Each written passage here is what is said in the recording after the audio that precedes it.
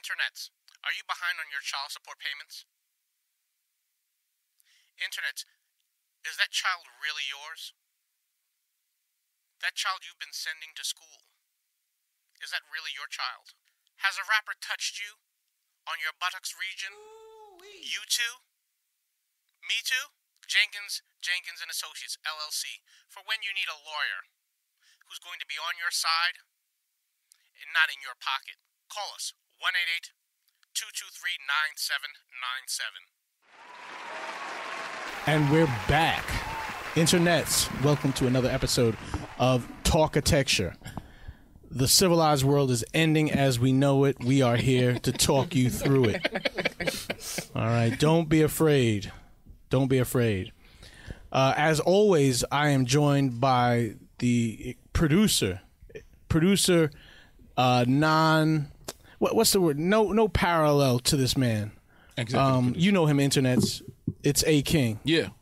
How you feel, A King? I'm chilling, brother. How you? Oh man, good to be seen in here. Good to be seen. On my right, I have my guy Haitian Miguel. Haitian Miguel, how are you, sir? I'm doing well, thank you. Thanks for asking. Fantastic. Good to see you. Good to see you, Dallas. Good to be seen. Joy the Great is here with us. Yeah. Hey, How you Joy. doing? What's happening, Joy? Nothing. How you been? I'm okay. How you been? I've been good. Can't complain. Nah, don't complain. Can't complain. Barker Yeezus, you are here with us tonight. How you feeling, sir? I'm feeling great. Fantastic. I'm feeling lovely. Fantastic. How was your day? How was your day today? My day was good. Started off with coming into class late and ended with me playing tennis and coming here, which was lovely. Okay. All right. I mean, that's a good day. Lovely. Any day that you can play tennis. I mean, I'm the captain of my tennis team at school, so I play tennis a lot. Remind us what school you go to. I go to John Jay College of Criminal Justice. Okay. If you ever want to sit in on a law school class, you you should hit me up. I teach Mondays at Fordham Law right on. I would hold on, absolutely take we got a you up on sidebar that. discussion going on with Barker and our guest, our esteemed guest tonight. I have to introduce this man as one of the best criminal defense lawyers right now in the world. Because, I mean, what other place other than New York really counts? All right, maybe Paris, maybe Tokyo, maybe London, but still. Yeah, New York is, and a blacktivist. All right, but we may not even talk about that tonight. Yeah, but we may or may not. Good to have you here with us, Mr. Kenneth J. Montgomery, Esquire. Oh, man. Thank you, Dal. It means a lot to me. It means a lot to me, brother. I just was talking about that. Like, Dal is, when coming up in New York, you're like Brooklyn, New York royalty. So. Oh, see, and it's crazy. I grew up in Queens. But you're right. New York? I said New York, but royalty. But I gotta tell you something. Thank God for Brooklyn. Thank God for everything. All of it. Queens too. Oh, no question. Bronx. No question. Just New York. It was great for me to be able to go home and bring some of my Brooklyn friends back around my way. Oh man. And see them get mystified by my block of trees. They was like, you got That's true. trees out here. That's true. And then that fucked their head up. That is true. So yeah, definitely. Internet's welcome to another episode of Talkitecture. So we got some rap for your ears, all kind of things going on that we need to contextualize. The first thing I want us to wrap our heads around is everyone is talking wild shit about the stock market and the ups and the downs of the stock market. And I think to myself, man, all these people talking stock shit, and the last time they had a portfolio was that shit they had in their Trapper Keeper. Yo, you took it back to the Trapper Keeper. The stock market is not a game for regular people. No. Stock market is a game for people with institutional bread, people with the kind of, millions, billions that can move that shit around. What the fuck? Yeah, but we are living in a society where everything is entertainment. So it's easy to sell it and keep. You hit it right on the head. The stock market is for those people. It's never been anything else. Whether you got Obama or Trump in office, the distribution of wealth is set. It doesn't matter. And the stock market is that barometer. Nobody wants to talk about the stock market. Whether Obama or Trump is in office, Democrats or Republicans, the play is always Wall Street and the distribution of wealth to those who have, the haves. The stock market is just like you said, you know, in a down economy, those with wealth are still in power. Right. So what are we really talking about? How does the common man impact the stock market? Nobody has that answer. Well, I mean, there would only be one way. And then again, no, the common man couldn't even do that either. I was going to say the common man could put a belt of bombs on himself and run up in the stock exchange. But that wouldn't matter anyway, since all of the trading is primarily electronic anywho. Yes, but you know what was always interesting to me about the stock market is that we in America, we get hypnotized by media and we see the stories, terrorists, this bad thing, this bad thing. The most dangerous guy to some people in the world, you got a guy on the stock floor who makes a decision or in his office where people halfway across the universe in some country in Asia, Middle East, Africa, Eastern Europe, their whole life depends on how much was sold or wasn't sold in the stock market. And no one looks at that as terrorism. And what I mean by that decision that was made on the stock floor stops food coming halfway across the world. Or some other thing. Hard body. And nobody talks about that. Hard body. And you never see the money in the stock market. It's all speculation. Right. So what does that mean? Like, is it real? Is it virtual? Like, what is that? Well, I mean, is real estate real? I don't know. It's real for the people that can't eat in Asia. Yeah, yeah, it is. It depends. Real is relative, I guess. You know, so I'm always... Okay, this show is over now. Yeah. Now we might as well just light that J up already. The same thing applied... Sorry. Would the same thing apply for Bitcoin? The talk has become... this cryptocurrency becoming a sort of safe haven, but we saw the tumult that Bitcoin was going through in the last several weeks too, and I'm still saying to myself, wait a minute, in all honesty, there is no currency with my face on it that I want to have in my hand. Right. Any currency I want has the profile of George Washington or Lincoln. I really don't want anything with Lincoln on it, to be honest with you. Me either. Yeah. But you know what? When you think about it, currency in modern day times is just a way to quantify things. And Bitcoin, to me, Bitcoin is a new way to quantify things, but it's also a way for people who have gained a lot through illegal means. Yes. Some of them. Yes. To quantify that and cash out. There's a little bit of that going on as well. But ultimately, what is really going on is if you're telling me it's going to be sold through the stock market and all that other stuff, then the same old oligarchs is back in the oligarchs' hands. Yeah, all the big banks. Yeah. So what are we really doing? And are we capping it at a certain time? Remember now, Bitcoin's value or its value or lack of value was being determined by U.S. dollars. So I said to myself, wait a minute. If we fall back and say, oh, your Bitcoin is worth 10,000 U.S. dollars now, really we're still beholden to the prior system. And what is United States dollars backed by? Nobody. What is it? Gold? No, it's fiat. It's guns. The missiles. It's like I'm gonna come and knock and take your shit. That's what it's backed by. Yeah. So what is that really? You know, we're in a real interesting space. A quandary almost. Yes, a conundrum. Most interesting practical use of Bitcoin I've heard. When I was in Mexico, I made an acquaintance with this kid that lives in Tehran. His dad has a large construction company there. And partying in Tehran is not like partying in New York where you go to a nightclub. A lot of the parties there sell their tickets on websites on the black web in Bitcoin currency. And those tickets have the location of the party and all the details you need, and you pay in Bitcoin, you show up to the party, and you have a good time. So that was the most practical and tangible use of Bitcoin that I've heard, other than like buying drugs or laundering money. Or paying ransoms.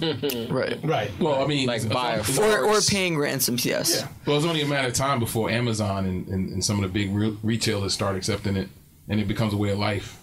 You think that's imminent? I think so. I think anything's possible. Yes. Yesterday, at least 5 people hit me with a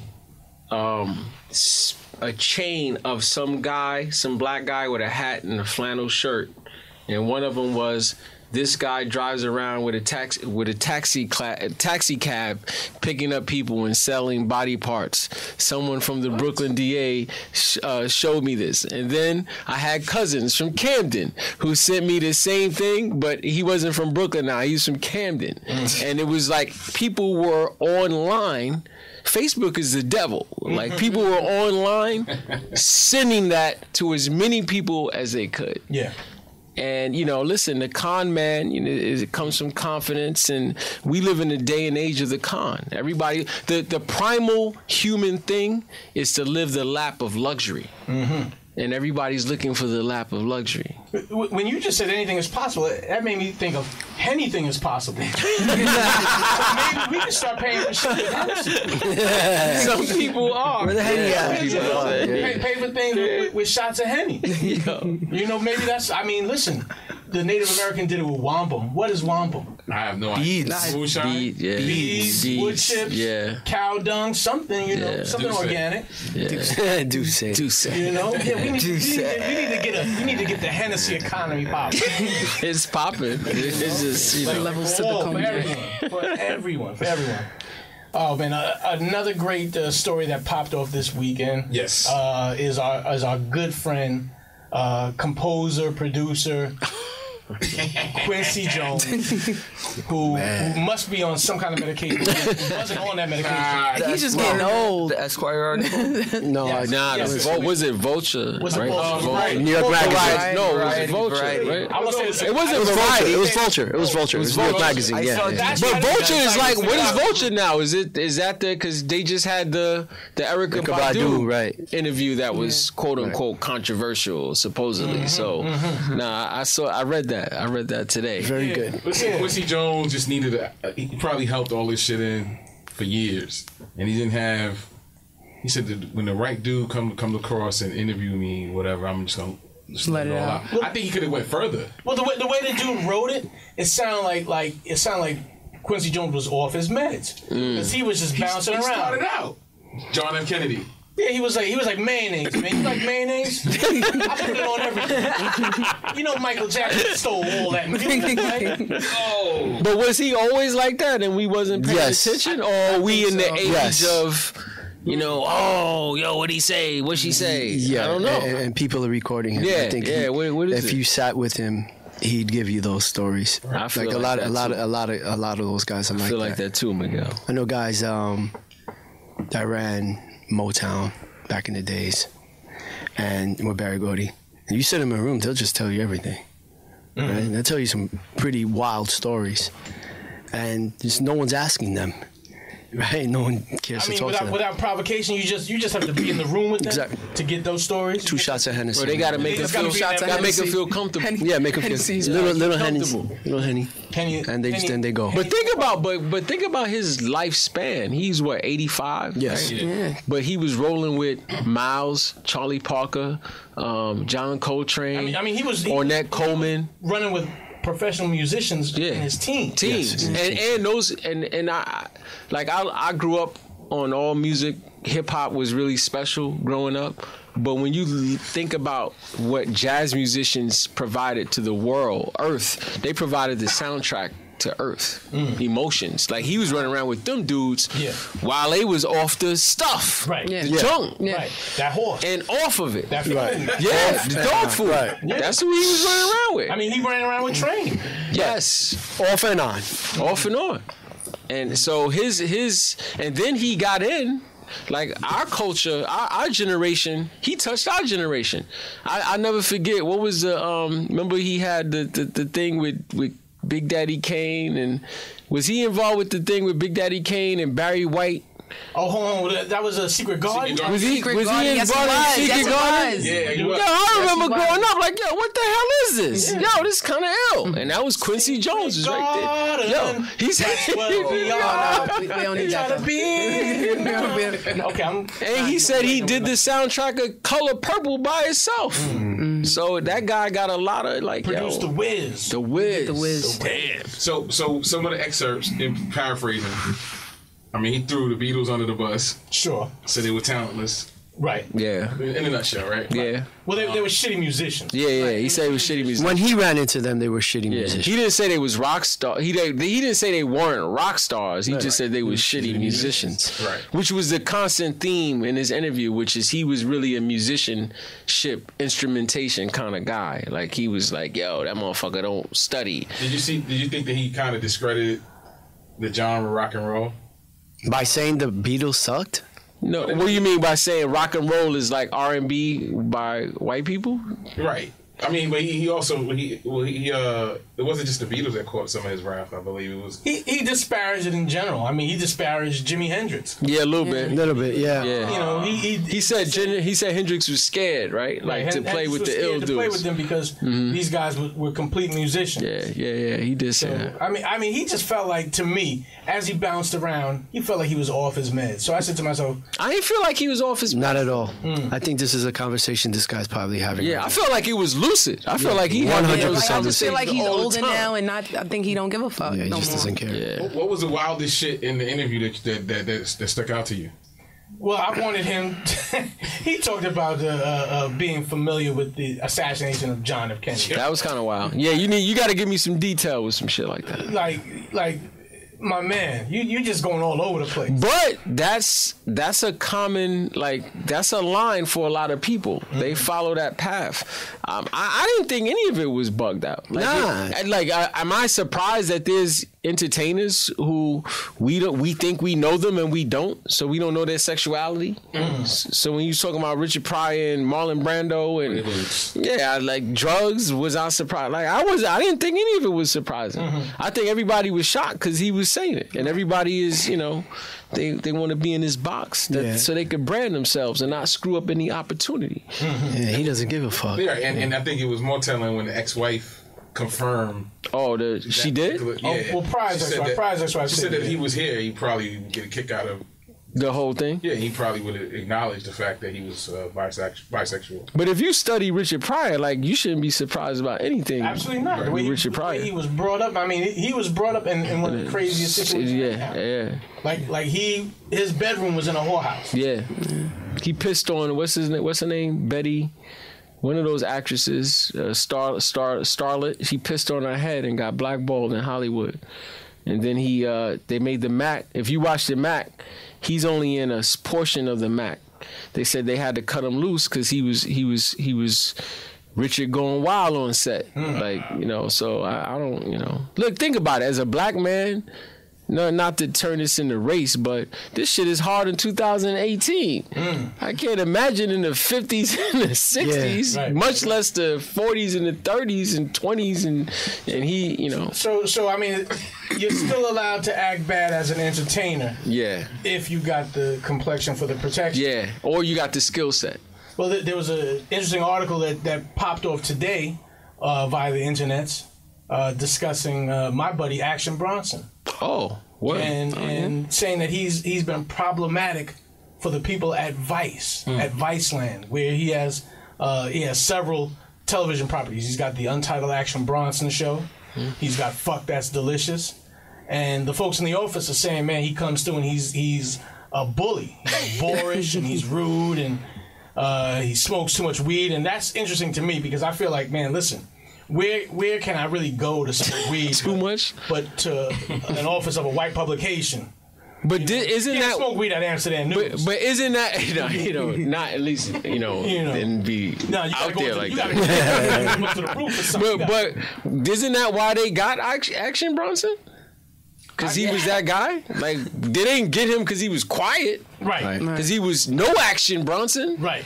I don't understand Vice. I see that. Listen, Vice. Do y'all remember how Vice started? Anybody used to collect the Vice magazines, get the emails? I used to go to the parties. Yeah, Vice was off the chain. They would make fun of mentally incapacitated people. Like they were really like it was off the chain. Yeah. The first Vice publication that I remember that I how I became familiar with Vice was when they went to like interview all these Liberian warlords on YouTube, and that just really got me into Vice. But they started out going to follow people who vomit and throw up on each other. Yeah. And make fun of people who are mentally retarded. I didn't know that. That's how they started. Like, yo, go get the original Vice magazines. My brother and partner is a designer, and he brought that shit home. We used to live in the on Gates in Washington in Fort Greene, which they used to call Melrose, Black Melrose. And he used to bring those magazines to the crib, and we were intrigued by the visualization of it all. And like the kind of like it was no rules. Right. I remember the old Vice studios that were right by were right next to KCDC, that old skate shop, and That was like a year ago or some shit. Nah, that was like a good 6 years ago, and then they moved to Greenpoint. Yeah, and they're right next to that stupid expensive $6 iced coffee shop. They can't get rid of Action Bronson though. Yeah. Well, I mean, He's their brand It's just interesting right to me how. Yes, they can. You think? Well, yeah, think there's it's always over? you can replace entertainer. Yeah. But at what They can get rid cost? of him. Just the next guy. They built their brand around him. Yeah. But can they jettison this guy that really Who would be the identifies replacement? them so greatly? The what's those other two guys? DeSuze and Mero. They're doing really well, They are. right? So I think giving them another property maybe, and finding someone else to Yeah, replace they gotta them. find somebody else. Well, in the article, it's not. I did notice they said that the new show is not doing well. Which new show? The Untitled Action Untitled. Bronson show. It says they don't have no structure.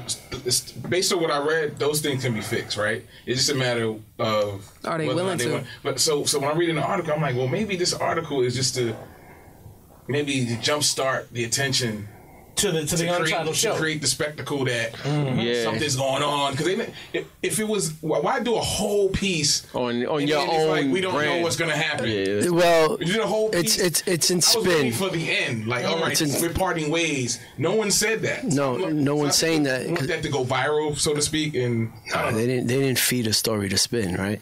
I think it's a young white guy that knows a bunch of young white guys at Vice, and a lot of people have been complaining, and he built a story around it. It's as simple as that. right. Yeah, Right? it might be. That, I don't know where it's gonna go from there. I don't know if they're gonna. All right, Somebody check Action Bronson's tweets and make sure he's not like fuck Vice. Right. Make sure he's not getting fired on his day off. Do they still have the HBO show? They're still in some partnership with HBO. yeah, they have Sports, I think, right? Yeah, something like that. The only thing that always it never bothered me, but I thought about it a lot is that I know some pretty intelligent Asian, Black, Hispanic men and women, and all other cultures. What was interesting to me about Vice is that everyone wants to get involved with them because you'll have like the average white guy going into a war-torn country or some hood and getting all this content. And if you put other people in that position, nobody may want to give that person the content. So it's weird to me. I disagree with that. I disagree. No? I saw a Vice special one time where they were at the Black Biker Week. And I think to myself, man, but they went there really as cultural tourists, as carpetbaggers. And to me, if you would have sent me down there, well, not me, but if you'd have sent someone down there who isn't mystified by things like Freaknik or Black Spring Break, you could have gotten really into the heart and the culture of these events. Okay. You know, because I mean, they are like, Black Biker Week is a cultural event. I get. You know what I guess what I want to say is that everyone is dying to tell the adventurous white guy their story, even El Chapo. Like, I want to tell you my story because that's just, if I tell you, I know you'll be able to deliver it to the masses. So let me risk my life and fame and fortune or opportunity and tell you everything that can get me jammed up. And when I watch it, Vice, sometimes that's the feeling that I get. But hey, that's just me. Is that why Vlad TV pops? I don't even watch that. Okay. I only see it, the V. Yeah. But in red. but I've never moving, watched yeah. it. And I know the voice because it's weird. Like he is a cadence to his interviews, the voice and the screen of the person. But I don't really pay attention to that. All right. Well, I mean, again, something else to consider. Yeah. Nori was funny on Vlad. I'd like to go. So I've been to Vice's office, and I think Mayhem and the security person are the only two black people I saw up there. Damn. Shit. So talent, and then one dude there to be like, listen, brothers, don't fuck this shit up. And you know what's funny about that? Because I read that article too. Like, where was that security guard that I would always bump into when Action was doing all the shit that they say he did? Mm-hmm. They interviewed me, or they courted me or play courted me through Eddie Wang, trying to possibly produce a show with me about their show, about Eddie Wang's show through my team's whatever we was doing, but it never went anywhere. Mm-hmm. You see, that's what I'd like to see. That'd be real. If they gave you a show, Yeah, that'd be dope. It felt funny. Just reading your tweets. That's the whole show. You might be, Yeah. I want that show. Yeah, but it never happened. Literally, we had like maybe 4 or 5 meetings with Eddie Wang and Ram, his partner, who's a lawyer, Hispanic guy. But it was just it never went anywhere. Chef Eddie Wang. Yeah. Oh, okay. I said it wrong. Fresh off the boat. I'm sorry. Yeah, fresh is off it Eddie Wang? Is it Eddie? Nah, it's Hong. Hong. It's Hong. I'm sorry. Eddie I'm Hong. sorry. Yeah, it's Hong. I'm sorry. No, it's, Yeah. I'm just But yeah. I'm trying to process. Yeah, no, but yeah. Eddie We Hong. fucks with you. No. Yeah. We don't all fuck Never with knew you. his last name. Yeah, you're right. Haitian Miguel, what's It's that? true. We don't all fuck with Eddie. No, I just want you to clarify It's true. for the internet. Okay. Nah, but Say that was we don't all it. fuck with him. Fresh off the boat. So he did Free smoke. what's the Free name smoke of right now. Free Red smoke. Rooster Red, yeah. in Harlem? Yeah, He wrote something crazy. He did. Yeah, he did. yeah. And they had a show. They had a show with Vice at the Red Egg or the Red Yolk Chinese restaurant on Center Street. And they invited me and a couple of my brothers out, and we just, it was whatever, man. Jenkins. It's right next to criminal court. Yeah, right? Yes. Jenkins. Yeah, you know that. Yeah. Sounds like some Jenkins. I've walked by that place. You know that spot. Yeah. No, the Chinese food is good as shit. Yeah, I'm gonna pass. I'm gonna go there. But Yeah, That's cool. interesting. All right. Well, I tell you what, one of the Eddie Hong. vestiges we have of chattel slavery is professional sports and teams that own people and are able to trade them. And I know people when people hear that, they think that's crazy because man, these guys get millions of dollars. Nigga, be thankful. Right, be NCAA. Yeah.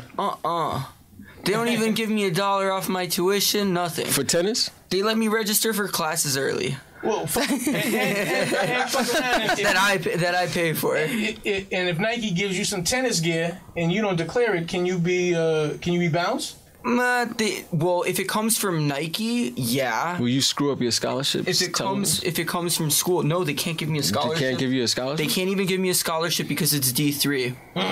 So Oh man. So only what? The scholarships go to D1 scholarships and D2? are only and two. D1, not even D2. Not even I think. D2? No, D2. D2 I think get money. D2 You D2 a get full money. ride But in. not a lot of people. Yo, the have best scholarships high in school D2. football player in New York.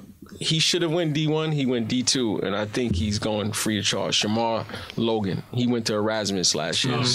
Scored 3 touchdowns in the championship. He went. Yeah, I think he's a free ride to New Haven, University of New Haven. He wanted to say, Why'd he go there? Yeah.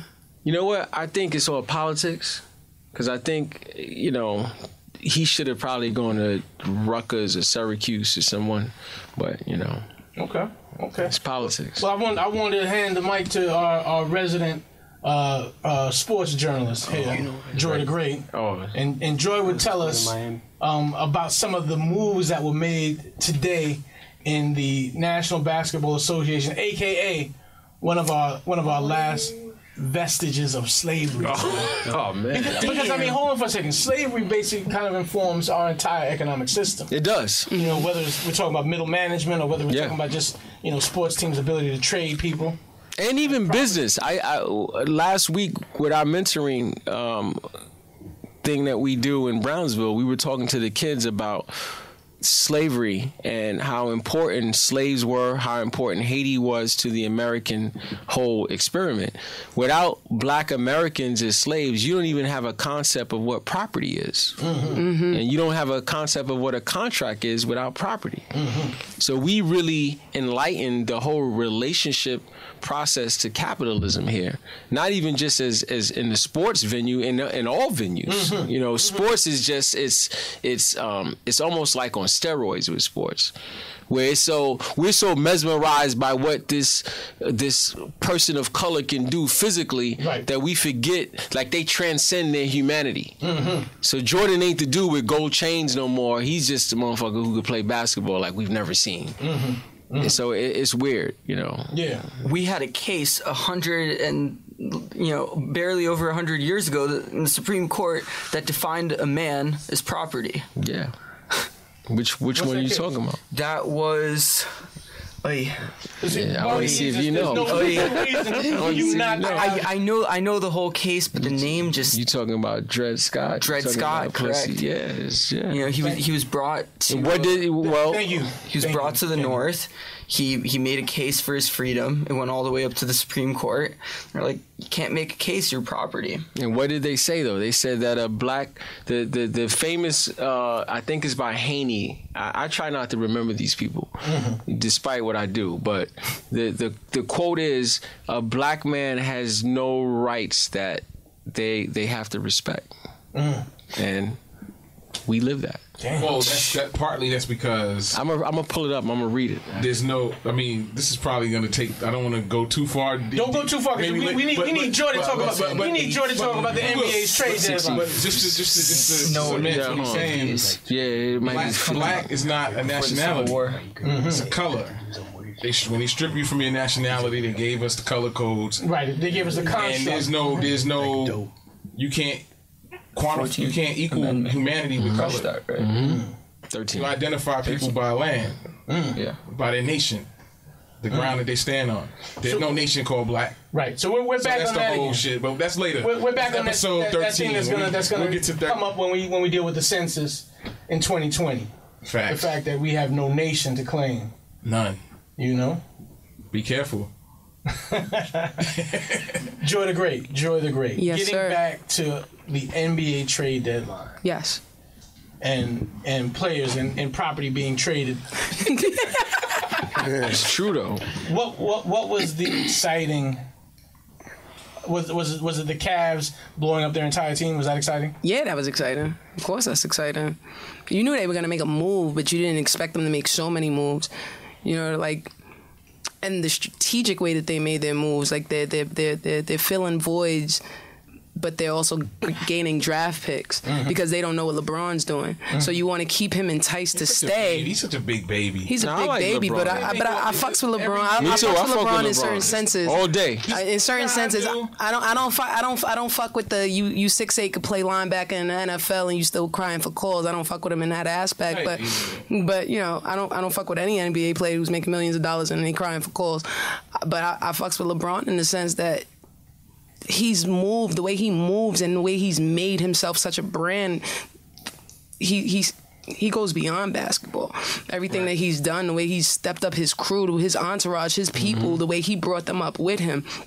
He's not carrying them. He set them up so that they're all fixtures and parts of his brand. His play ain't drop off either. At all. Yeah. You know, I respect that. I respect that he talks against the slavery behind it. If a player wants to leave a team, if he requests a trade, you know, it's a matter of loyalty. And that's why he don't commit. Right, and I love that about him. I love that he speaks out against this because that's what all of us say, right?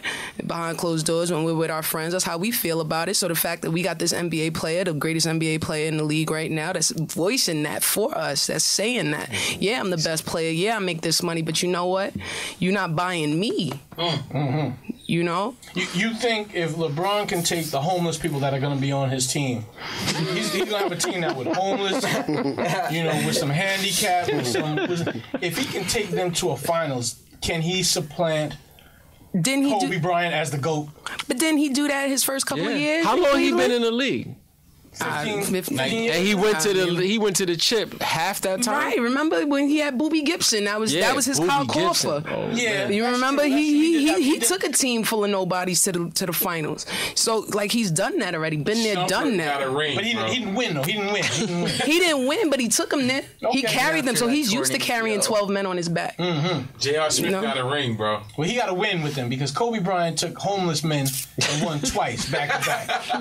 I don't know if he had homeless. I don't know if they were homeless, Yeah, bro. the soul. And I don't know if it was Yeah, a league older. like it is now. Crackheads. Yeah, but listen, the crackheads have some skills. I mean, listen. Ron Artest. On tests. I mean, yeah. And y'all talking about bullies. That was the bully, Yeah, right? he had a boom goon squad. Yeah, he had the goon squad. If AI had that squad, he would have caught a ring, man. No, not at all. Not at all. I still think that that Kobe still had some homeless dudes. Nobody in the Hall of Fame. Oh, I don't know. I'm not doing Nobody's gonna that. make the I'm not Hall of doing Fame that. from the Yeah. Kobe teams.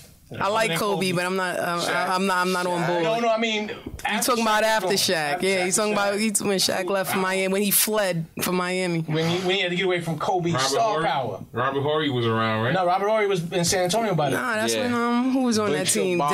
Derek Fisher, Derek Fisher's not going to the Hall. Rick Fox. Fox was on the end. He might go to the Hall. Fox was on the end. He's not going to the Hall. Gasol. People love Gasol because he's European. He was putting up numbers. He was good now. He was putting up numbers. He was one of the best He was big men putting in the up league. numbers at And they that got him point. for free because Jerry West Talk let to him him. go off of, I forget, was it Memphis or Yeah. somebody? Gasol He gave him got for everything. free. He traded one brother for the other. Everything he did through privilege. Nah, All right. come on. All right, hot take on I got blamed for Kristaps Porzingis' ACL this week. So I'm in the gym. I'm working out with my I don't even know, homegirl, I guess. And Homegirl, I You gotta be guess. careful with the classification. Nah, she's beautiful, and we're shit. doing abs, and Kristaps is doing abs right next to us with his brother. He's rolling his side out, this and that. I guess he got tired, got up, and he's walking around to get water, and he's just checking my girl's ass out. I mean, But is it your You girl said or you your know homegirl? my homegirl. There's a lot happening. There's a lot happening in this story right now, she's Barkley. not my girl. You would have had to secede that. She checks that her ass out, if he'd chosen. and I'm I wasn't even mad. I was like, yo, she got a fat ass. I would look at it too. Shit. Yeah. And I told my boy, I literally told my boy, I was like, yo, I'm working out right next to Kristaps. He's like, no. I'm like, yes. He's out. Long story short, I didn't even watch the Knicks game that night. I just hear he tore his ACL. I'm like, God damn. And my boy's like, yo, it's your fault. I'm Think like, you thinking about your homegirl's body? I mean, no. Let me the ask you a question. subconscious is a crazy Barkley, thing. Let me ask you a question. I'm sure your homegirl's beautiful. I'm sure she's gorgeous. But we also understand that Kristaps is a professional basketball player. And we understand that there's a difference between a professional basketball player and then somebody who doesn't make the league and then someone who doesn't even make it to college and someone who just was nice in high school. Did your girl make the league? All right. Or is she someone that, was nice around the way, but nah, she wasn't going to no D1? Yeah, you see his eyes? I don't know. No, stop. I say this simply because I had the fortunate opportunity one time to be with someone who had made the league, and when you're with someone who makes the league, you already know. You know because the electricity. I don't think she's an NBA experience type of girl, but Okay. But I'm sure, D League maybe. no, or her herself. Nah, she's a demo. She's a dime. Okay. So She's a dime piece. Maybe if she was a player, she could have made the D League. Yeah. Okay, I don't know. Okay. Maybe if the skin, was bad that day, D League. Okay. But okay, clear skin. Okay, all right. know, we just trying to quantify things right now. We're talking Isaiah Thomas here. We're just trying to quantify right now simply because, Kristaps' injury. This is a huge hole. What was his injury? ACL. Torn anterior cruciate. Oh, yeah, but that's the NBA player's injury. That's what athletes get. Sure. I mean, Amon Shumpert, ACL. I mean, actually, Westbrook? Gallinari. Jabari Parker. Derrick Everybody Rose. get that. NFL players too, more often. Yeah, everybody get that D League, or everybody get that ACL. That's a common injury. Right. I mean, but we're waiting for him to come back from that. You know. Yeah, so it's a process. I saw Joaquin Noah coming out the Plaza Hotel. I'm like, with a baby. I'm like, yo, I'll see you at Sky, and he's like, who are you? The internet's where you be at. My bad. I told you that. I love too how Bargy gets on troll mode, like as soon as he sees somebody, he be like, "Wait a minute, hold on for a second. Yo, we're gonna be drinking later on tonight, all right?" Wink. Like, do this with his wife, man. What are you doing? Yeah, but the baby no fucks, man. I appreciate that. Internet, you are listening to a podcast called Talkitecture. Yeah, and tonight we have a special guest, Mr. Kenneth J. Montgomery. Kenny, the real reason I brought you in tonight is because you had this experience that you documented on social media where you traveled to the great Northwest. Oh, yeah. And it was just very inspirational for me to see you having this experience. And I guess for the first time, was that your first time in that? It was first time.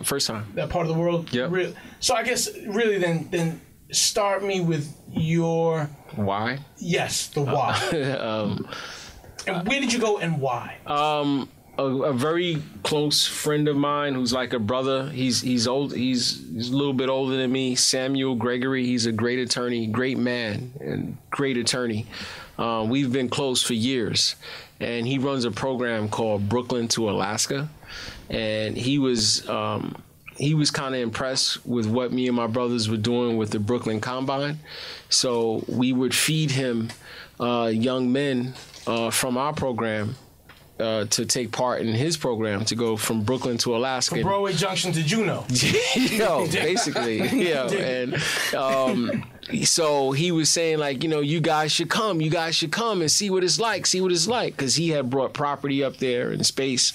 So me, Phil Shung, Mally Mickens, and Steele from Smith & Wesson, we took him up on the offer and said, yo, all right, we're going to go. And we went, and it was a spiritual thing. It was very, at the time, we all were very busy, and it was almost like everybody had to put what they were doing aside because your phone ain't really working like that out there. Like, literally, the phone thing was, he was the only one who had a hotspot. So unless we got on his hotspot, we had no service. So we flew into Anchorage, and we drove 8 to 9 hours to Kennecott and McCarthy, Alaska. And the only way I can describe this is if we all went outside and every business that we saw outside was shut down, but there was like 5 people who got up with us and decided what the rules would be from here to like West 4th, and from here to Dumbo. And only our rules survive, and that's what the experience was like when we got there.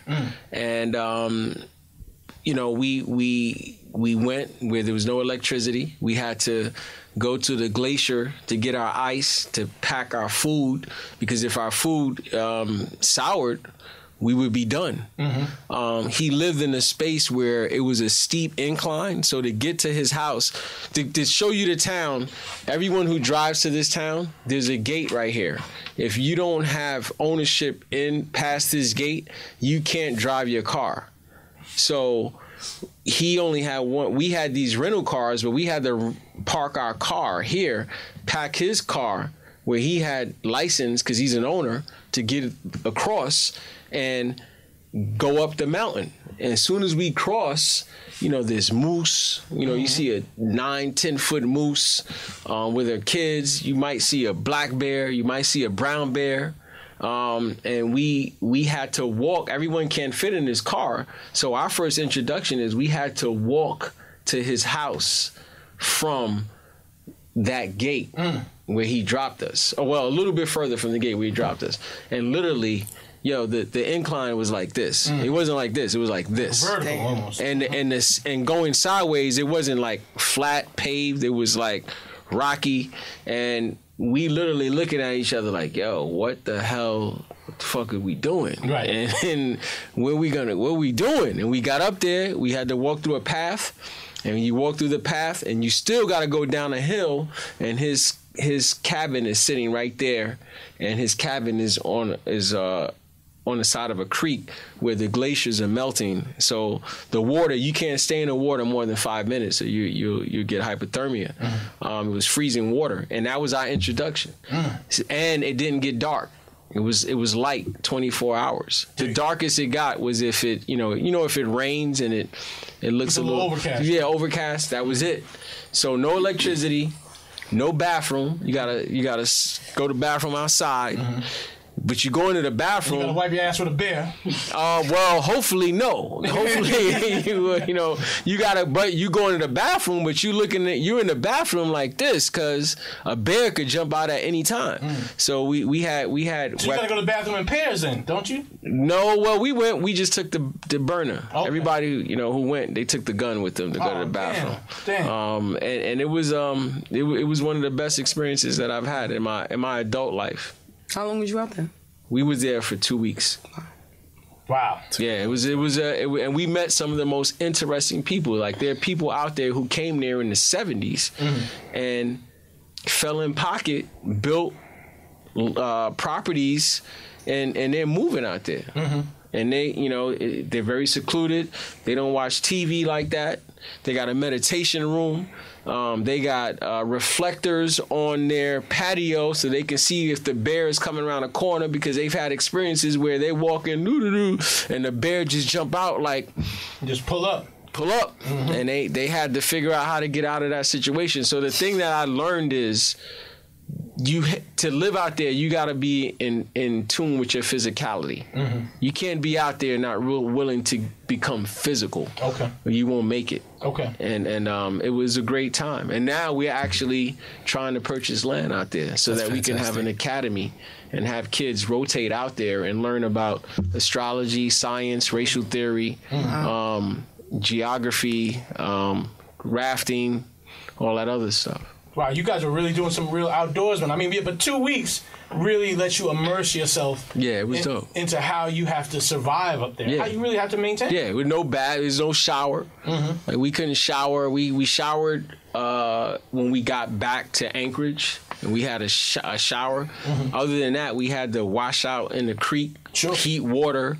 It was different. It was definitely different. Yeah. That was. I mean, seeing that imagery though on the gram, I just was like, wow, this is.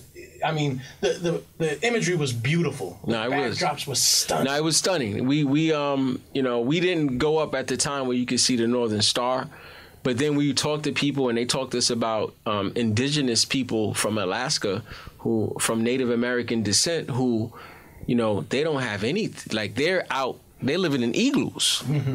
And every winter, a couple of them die just on GP because it gets so cold, and there's no doctors and hospitals near them, and they're not into the medicine of Western culture like that. So it was very eye-awakening. It was kind of weird. It was a get out moment a couple of times for us. Because we went up there around July 4th. So there was a July 4th celebration. So we go to the town, and I kid you not, we walking down a dirt paved street, and it's like F Troop, like it's saloon doors, and Sam is rolling with like 4 black dudes, and we're the only. I think we was the only black dudes out there, and people were like, "Yo, what's that?" And Internet's also for your visualization.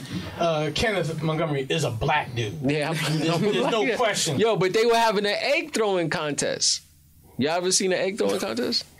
Nobody seen that shit. I never seen that shit either. No, not a like we throwing bleach in, not putting bleach in balloons and pissing in balloons. Yeah. Not that hood egg. Egg like a real egg, and you're 50 yards away, and you gotta toss the egg, throw it, and the person on the other side, 50 yards away, gotta catch it without the egg dropping. And that's what they were doing. Breaking, yeah. So we walking through that shit like, yo, what is this shit? Like what is it? So and then, people even came up to us like, wow, where you guys from? Like they literally, it was an odd experience. It was very interesting. We would walk like, we would get up and be like, yo, all right, we don't have a television. There's no radio unless someone's iPod or phone burnt out and you didn't want to burn that out. So we would walk 6 miles to town. Like literally just walk 6 miles. It was a trip. Dude, yeah, that was dope. That was it was dope. I always wanted to ask you about that. It was dope. And what you kind of gleaned from that? For me, what I learned is that you can build your own community, and you can build a sustainable community, but you got to have people who can communicate and can elaborate and understand. If you don't have those things, then it'll fall apart. But if you can get people on the same page, you can build your own community. Right under the guise of capitalism and everything else, because they're right next door to it. Yeah. But the way they move and how they move, they're able to really impose their will. And that was the most intriguing thing about it. Do people trade in goods there? Like we spoke about earlier with... Yeah, but also, from what I've gathered, like everything else, there's always one guy in a position that's better than everybody else. So he owns the land. So if you want to build on that land, you got to come see him, or certain things happen. And a perfect example was they told me about it. There was an accident where some young kids came there, because it's like the popular spot. Some young kids came there to party, and they got drunk, and it was a horrible accident where somebody died. And they said that was like that was a wake-up call for them. So they had to really huddle up and figure it out. So, yeah, I think people do trade and stuff like that. I think if you're trying to build a sustainable community, you have to think outside of the ways of capitalism to do that. Because this capitalistic system that we live in, it was other precursors before that. It was mercantilism. It was all kinds of stuff where people were trying to figure shit out to make it work. We've gotten to this space where we only think this one way work. And I think that showed me that you can really build your own thing. But I mean, just using the indigenous people as kind of like the benchmark, or the I want to say the master plan for this. I mean, they're doing whatever agriculture they have to do. They're hunting, gathering, doing whatever they have to do to kind of sustain themselves and then develop their community. And then that just gets built on, I imagine, with people who have a little bit of resource, a little bit of equipment, a little bit of the modern tech. Yeah. To kind of do it. To kind of push them. Swaggy. Absolutely. And that's what happens. But the question becomes too, like, boom, so I've got a lawnmower now, or I've got a power tool that's operated off gas. How do I pay for that?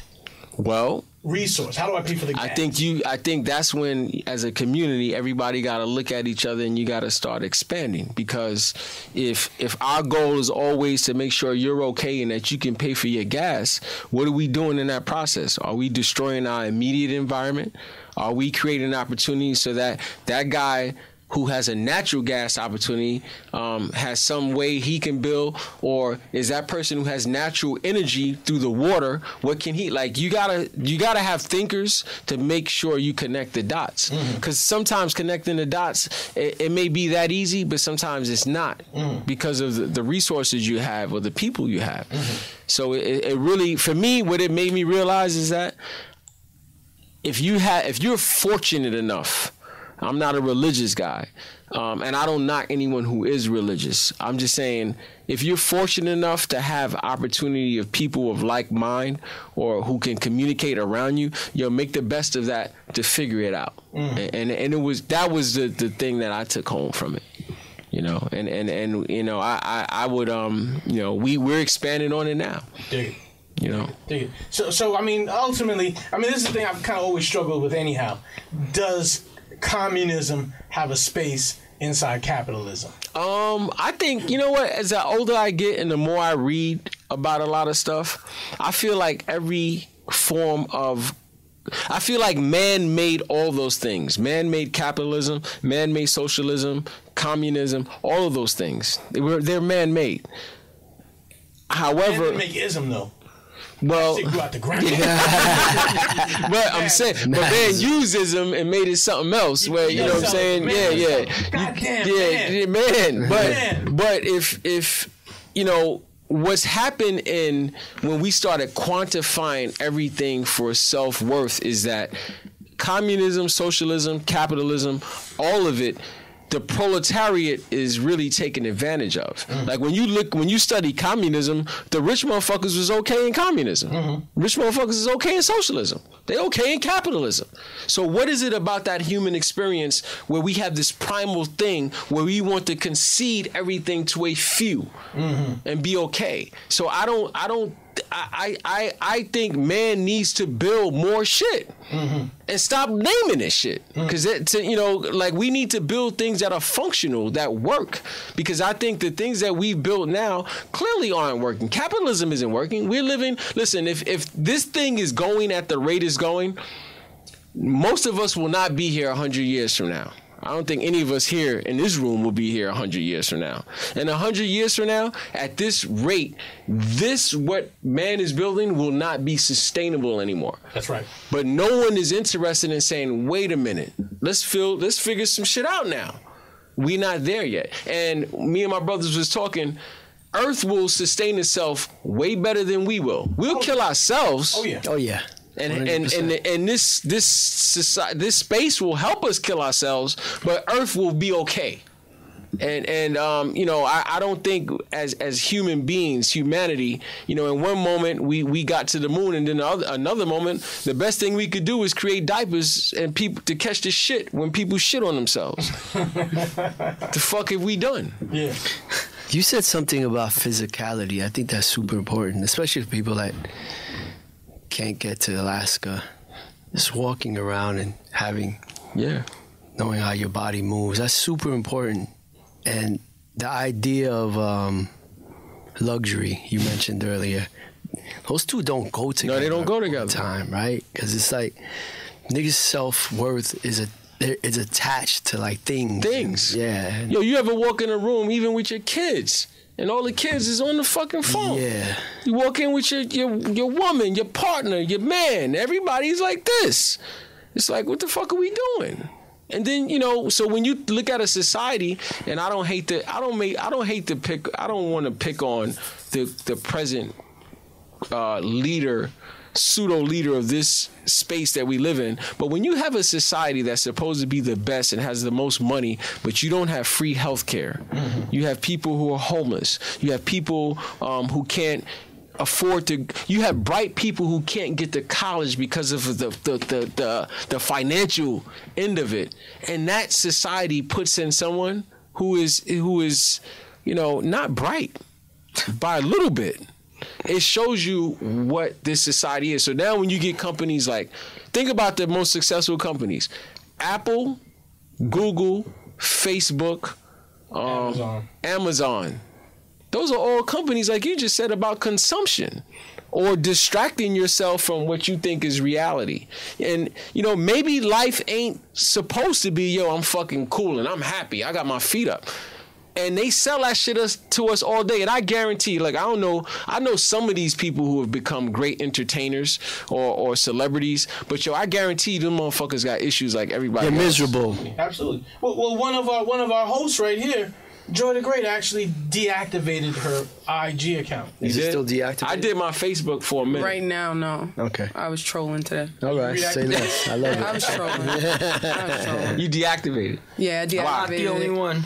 I'm sick of it. It's like you see the pattern, right? It's a facade. It's a facade. Like people's IG lives aren't their real lives, and it just became a nuisance. Yeah, it's kind of wild, and that's what society is, though. You know what I'm saying? Like, and for me, when you pick juries for a living and you run into people who run into really serious problems. Yeah, I'm gonna tell you how it's wild to me. People, because they read articles or things that I may be involved in, people are comfortable hitting me, asking me the most outlandish shit. You know what I'm saying? And I'm like, damn, does this person really, how your mother doing, man? How your father doing? What's your story, man? Because you seem like you ain't even thinking about your situation. You think about a motherfucker who don't even know you. What's going on? And people will hit you with, it's some wacky. I'll never forget that movie with Robert De Niro and Wesley Snipes, I think, The Fan. Like, what's his name? Andy Warhol, my brother Mally says it correctly. Andy Warhol was right like a motherfucker. Everybody want 15 minutes. So we're living in the age of everybody got their 15 minutes. And it's like everybody's willing to do whatever they need to do to make sure that 15 minutes lasts to eternity. And it's not even, and I was talking to another good friend of mine, my brother 8-0. Like a lot of these artists out here and entertainers, you know, not everybody wants money to take care of themselves. I think more people want fame and attention than to be able to take care of their you know, because money's a tool. But if you're not taught to understand that, you know, you just accumulate it. You accumulate it. And you may be losing your soul the whole way accumulating it, but you don't really get anywhere. But if you can replace that money with to say, yo, I'm great. Yo, they know me. I'm famous. Well, I mean, I just want to use Instagram as an example. You know, you see an image that someone posts, and you click a button that gives a heart to that image. Some Black Mirror shit. Well, hold on for a second. What all these folks are missing, what people are missing in general, is fucking love. Love. And if you don't have love for yourself, you would like someone else to give you some love. That's what that red heart is. That red heart is, oh shit, someone loves me. Someone, you know what I'm going to do on my Instagram account now? I'm going to take away the ability to like a picture. Can I do that? You do. You can. But that's genius. But you're hitting on some genius shit, because even when you think about the geopolitics and the global politics of this world, like there's really no such thing now because of those companies about it. There's no such thing as nationalism. There's nationalism, but it really isn't. Because when you think about it, the Russian government was super smart. They understood this, and who helped them do what they needed to do in their cyber warfare? Facebook. And Facebook is not, there's no backlash for it. Because everybody like, yo, tell your mother, tell your sister to shut down their Facebook. See what they tell you. Fuck you talking about? Yo. Well, how else am I going to know not to get this tablet with Yeah. Yo, seriously. So we living in a real weird age where it ain't about intellectual thought. And everybody think intellectual thought is, yo, did you go to Harvard? Did you go to this institution? That's not intellectual. The fuck you talking about? Slave money built Harvard. You bragging about going to fucking Harvard? Being the only one in your class? That's not intelligence. Intelligence is motherfuckers who realize, yo, you got to keep learning till you fucking in the dirt. I like that idea. There are these like one or two African American tech superstars that we all, you know, we like their pictures and there are these stories about them. And I always wonder to myself, like, they're like celebrities now, right? I don't want to get into names. The one from, she's at Uber now, I forget her name. I know you're talking about. So, like, I love the idea of a black woman being at a tech company, but it's like, damn, man, it's like one. Yeah. She's like that Oprah. She's like an Oprah almost now, right? She writes books. She's on every podcast. What's it's like a whole economy in this one person. One person. Like, and that has nothing to do with this. No, I know what you're saying, but at all. It seems ludicrous to me, though. Right. Like there's like a handful that we could probably name. Well, hold on for a second. Why does Steve Harvey have 10 fucking podcasts and shows? He do? I'm just saying, Steve Harvey got like a 1,000 fucking shows. Because you know what? Somebody... Can we give Bernie Mac a show? Which one you listen to? Yo. Which one you listen to? He's dead, though. Which Steve Harvey... Hold on for a second. Bernie Mac is dead? He's on Family Feud. He has Family Feud. He has a couple of shows. But I think in the tech world... He has a show with the babies. Yeah. Steve Harvey. He got a radio show. He's everywhere. Still wear wide leg pants. Right. Yo, but I'm telling you, but you know, unfortunately, when you have one way of thinking about things and value system and what success is, this shit becomes very monotonous. I'm with her. Like I struggle every day. Right before coming here, I'm like, yo, I'm done with this shit. Like it's not, you know, and I don't mean just that bullshit. I mean just, you know, what I get, you know, my job is the fucking house is on fire everybody in there playing with matches, and they come outside and they're like, yo, come save us. And you come, because real criminal representation is a journey. It's a challenge and it's a journey. It's not something you just going to get a bag and you like, yo, I'm here. Look what I did. You know, and I saw some article today by a New York Times writer who actually interviewed me, who I met. He did an article about a lawyer in Atlanta where all the rappers go to. The dude from BMF go to. Yes. And I'm like, yo, get this shit out of here, man. Yes. If you do real criminal work and you do real serious civil rights and to the ground work. On the ground. Yo, are you kidding me? Like, this is a challenge, man. This is a journey. Like, you meet people at their worst moment and you meet them wherever you are in your life. And through that journey, you do your best to represent them, to get them out of a system, a metrical Listen, think about this. Imagine if everybody in here played a game and you put a quarter in a machine, and every time you put a quarter in there, you won 98% of the time. That's what the criminal justice system is. People could talk all that shit about, yo, man, I've never lost a homicide case. You ain't practicing criminal law. Because if you want to not lose, don't come in this arena. You know, and you better reevaluate what winning and losing and success is in this scenario. But we live in a society where somebody could write an article when people are really thinking like, I'm going to be the lawyer who never loses. Are you serious? Like, it's how many billion people, millions of people, how many laws, are out here to snatch you up. But literally the system we live in is created where 90+% of the time the government wins. Yes. Yeah. Yes. And that shit ain't got nothing to do with my skills. And listen, I get busy, and I come from a legacy of other people who get busy.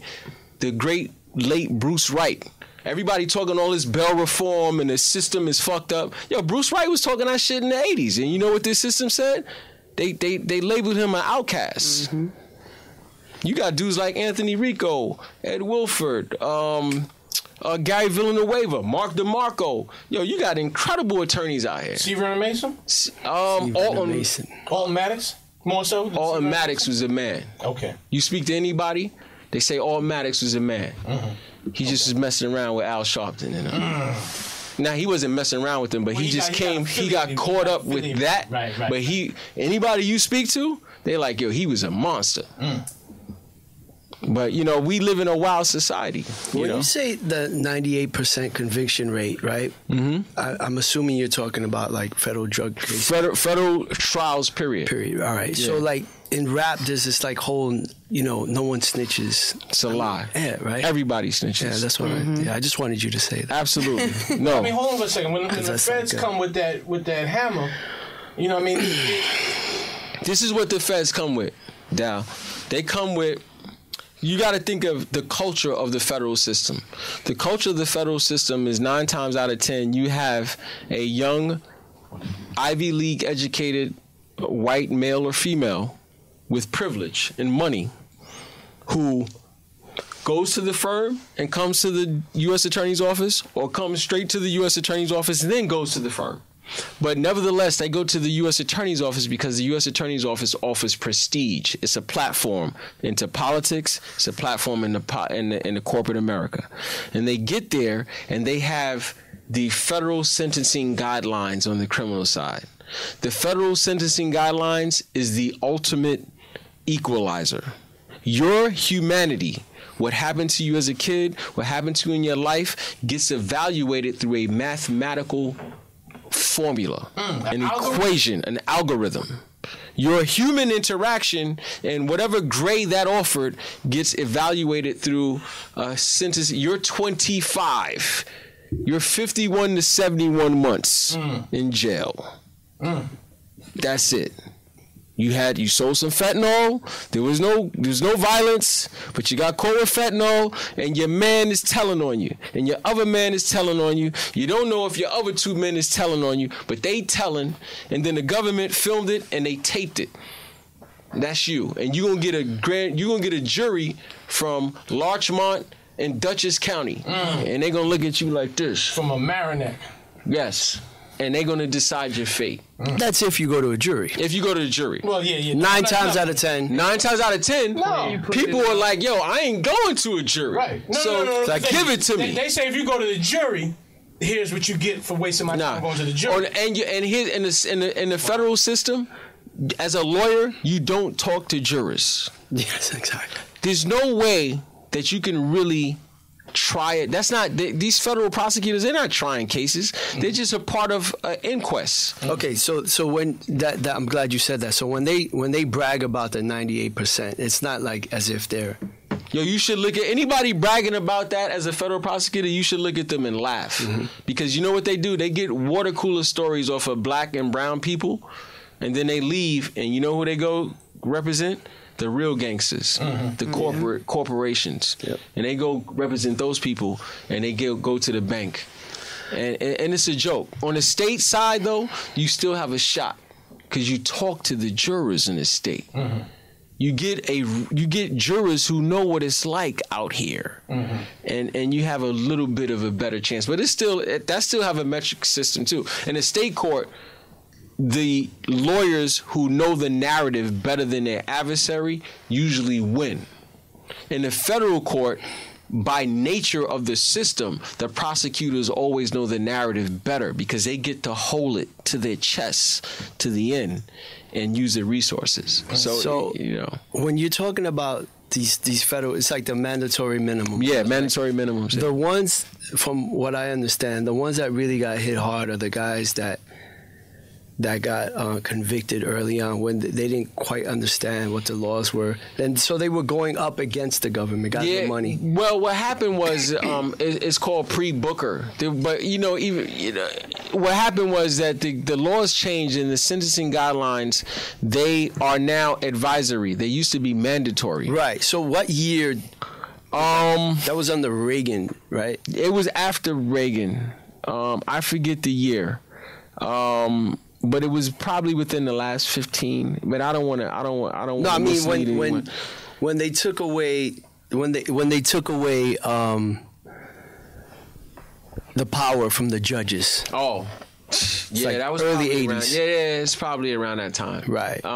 So right when that happened, guys thought maybe if I paid the right lawyer, I'd get out of it. Yeah. So they were getting blamed. And even now, there's almost no wiggle room. Right. You know, a great lawyer in the federal system is almost like they're marginalized and neutered by the metrics of the system. Right. The RICO statutes that came in to bust up the mafia, was that basically so the mobsters wouldn't be facing the state system? Well, what happened was the RICO laws, well, you had a couple of things that was going on. You had the Rockefeller laws that was coming in to get at the mobsters and the dudes like Nicky Barnes and all those dudes. And then you had the RICO laws that were coming in to get to this organized crime thing. So what happened was they did all that up to get to the organized crime guys. The organized crime guys wasn't doing life, though. They were getting out of it. And then what happened was now comes the black kids in the gangs and all this other stuff. So they're applying the things that were built for those high-end, highly structured, organized money scenarios, and they're applying them to the young black and brown kids in the projects who get no money, who watching Instagram and putting everything on flies Facebook with bazookas. No, they're killing. Yes, hunting flies. Yeah, I like that one. bazookas. Hunting flies with bazookas. I usually use killing ants with sledgehammers, but that's the same shit. That works too. And that's what's going on, and that's where we at. Welcome to America. Yeah. Nah, and it's gonna get, and it's not gonna. It's nothing in play that can say that there's hope, because most of the judges. Think about Trump. He's gonna appoint a lot of people to the federal bench. Obama appointed a lot of people to the federal bench. Made no difference. No difference.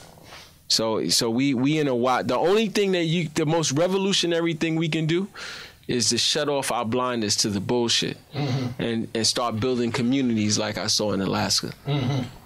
and not fucking with this shit. But everybody want to play with the devil. Everybody want to dance with the devil. Yeah, it's Instagram, it's comfortability, it's, you know, a lot of self-worth attached to nonsense. But without going to Alaska, what's the solution there? I think for me, and I think about this a lot, you can't save anyone. And I say that in a very humble way. Like, ain't nobody a savior. However, if you can add on to a community environment where you push education, where you can start educating the young in the community, I think that's the most powerful start.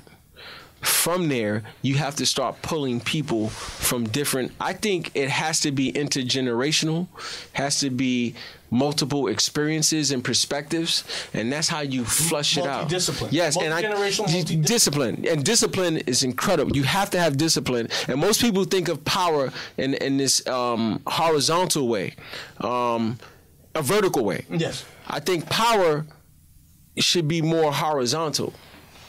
Like, maybe you should start forming these systems, and people have to get in touch with what are the systems.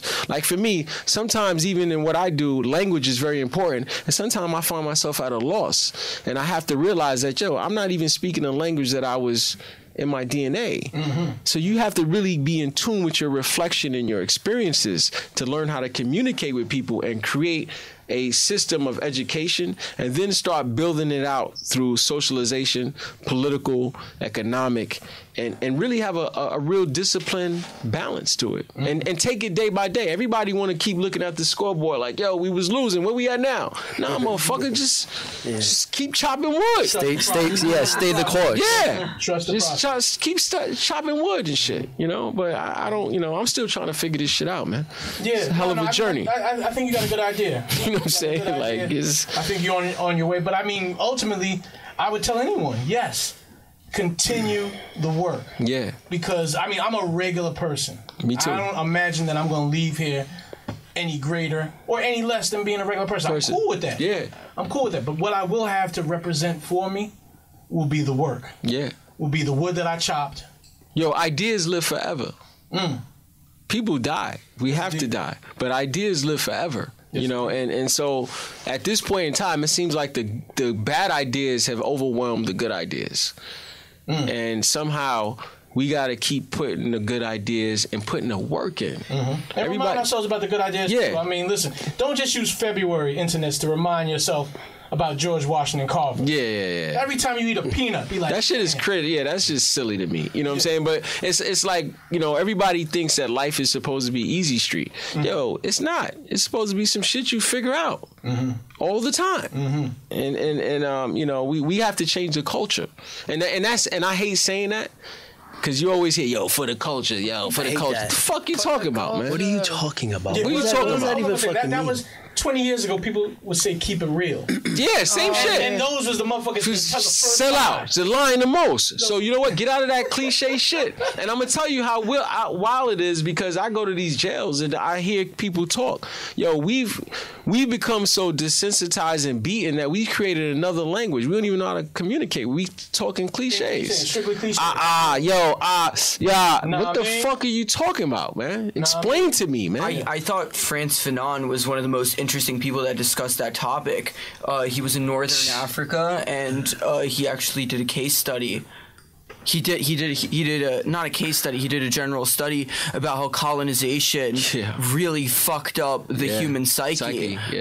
Yeah, and people that were forced to learn a language that was not their native tongue, it completely fucked up their way of thinking. For me, you just hit it on the head for me. Like, you try to attach on to things that help you navigate through this world. For me, two people really explain what this society was about for me.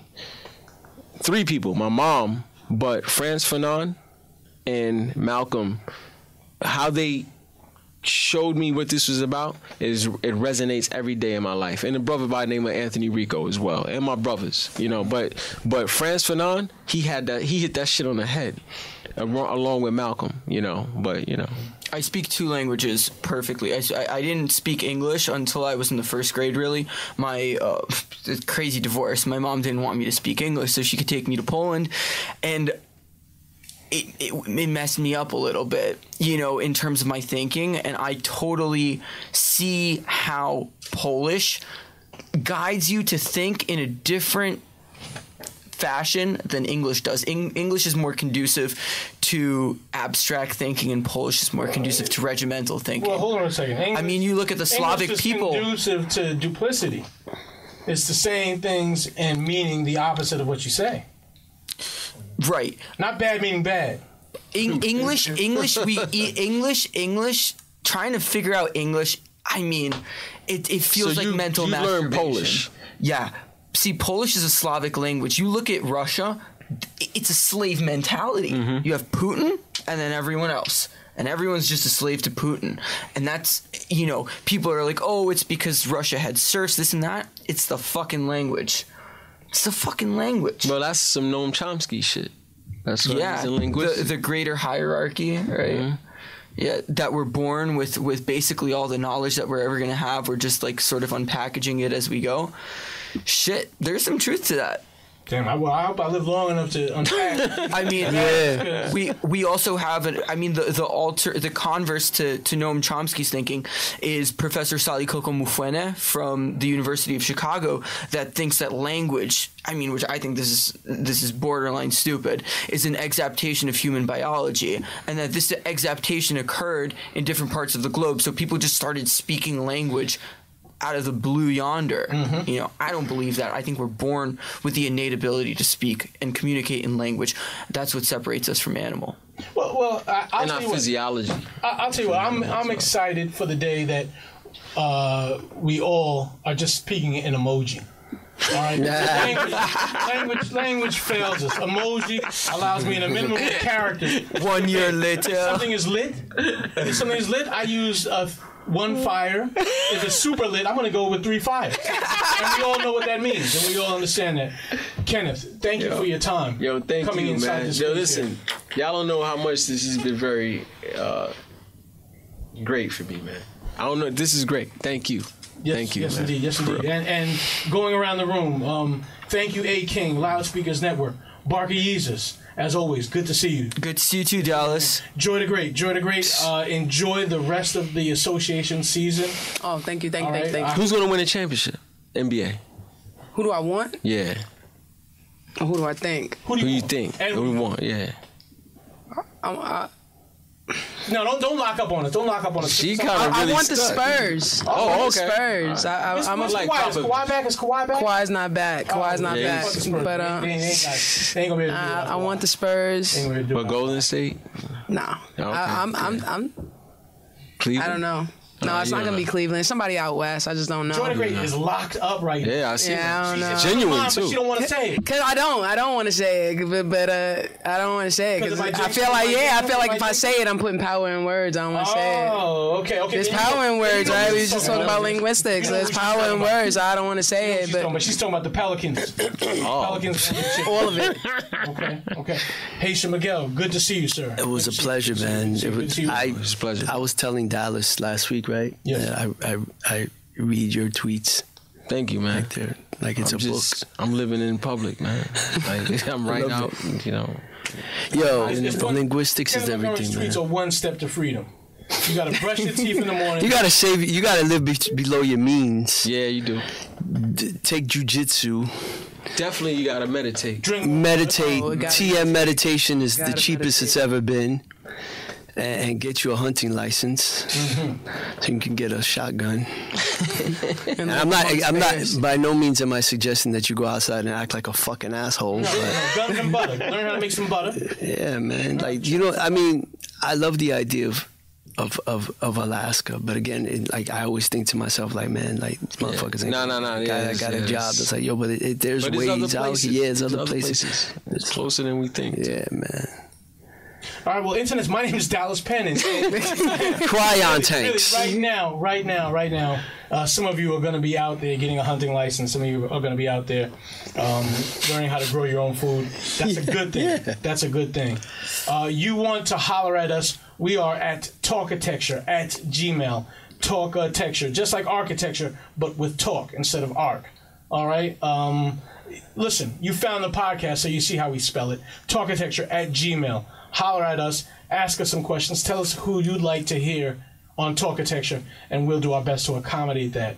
Talkitecture is presented to you by the Loudspeakers Network. Shout out to all the loudspeakers. Rest in peace, Combat Jack. It Word. does not Always. stop internet. Rest It in does peace. not stop. Word. The Talkitecture podcast is a presentation of the Loudspeakers Network, where we always say rest in peace to Combat Jack. Episodes are executive produced by A. King and Dallas Penn. All episodes are engineered superbly by Brother Christopher. By Brother Christopher. By Brother Christopher. By Brother Christopher. By Brother Christopher. By Brother Christopher. By Brother Christopher. By Brother Christopher. By Brother Christopher.